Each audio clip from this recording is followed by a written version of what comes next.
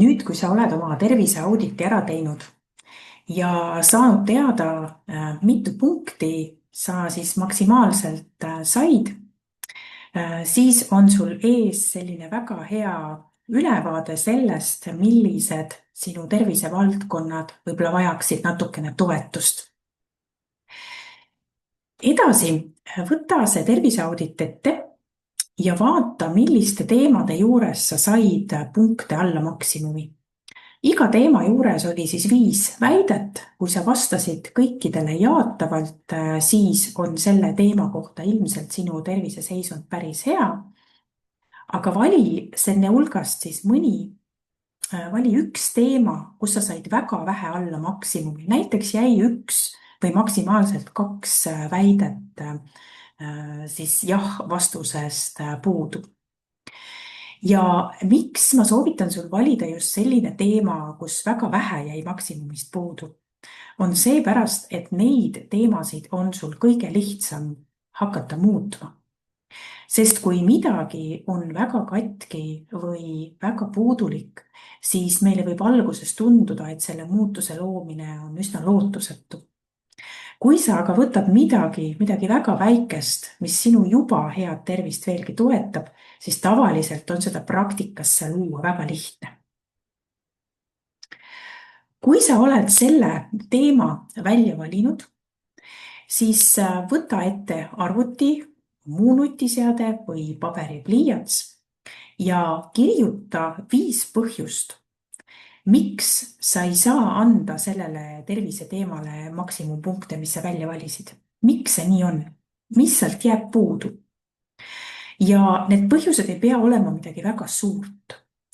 Need võivad olla näiteks, et mul ei ole aega või ma ei oska või mul ei ole selleks mingeid eeldusi või mul ei ole teadmisi. Mis iganes need põhjused on, miks sa siis mõne teema juures ei saanud maksimum. Mis on sinu elus sellist, mis takistab seda?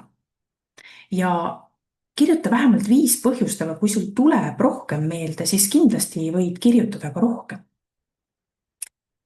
Kui sa oled ka need ära teinud, siis kirjuta 5 mõtet, kuidas sa saaksid seda tervise teemat enda puhul parandada.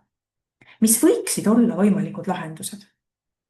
Näiteks toon sulle, kui sul on probleeme puhkuse ja unega ja sa näiteks ei linnutanud seda kasti, kus on magan igal öösel 7 tundi. Siis sa ilmselt leidsid põhjused, miks sa ei maga, näiteks sul ei ole aega või sa oled ülekoormatud või on sul unehäired. Ja nüüd sa kirjutad 5 mõtet, kuidas sa saaksid seda asja paremaks.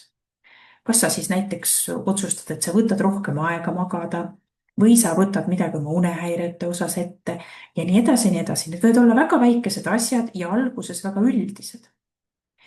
Aga sellest edasi, kui sa oled need mõtted kirja pannud, mõtle välja võimalikud lahendused ja vali nendest vähemalt 1 kõige lihtsam. Näiteks see, et sa hakkad igal õhtul magama minema teatud kellaajal selleks, et saada rohkem uneaega. Või valid hoopiski midagi muud, näiteks, et pöörduda arsti juurde, et saada abi oma unehäirete osas.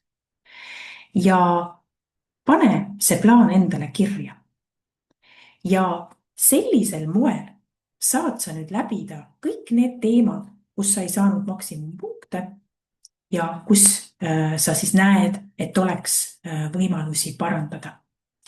Võta kindlasti nende ülesannete tegemiseks aega, läbi need 3 sammu iga teema juures ja pane ka need lahendused kirja. Ja järgmises videos me räägime, kuidas see panna praktikasse ja miks see kõik seljatervise puhul sedavõrd oluline on.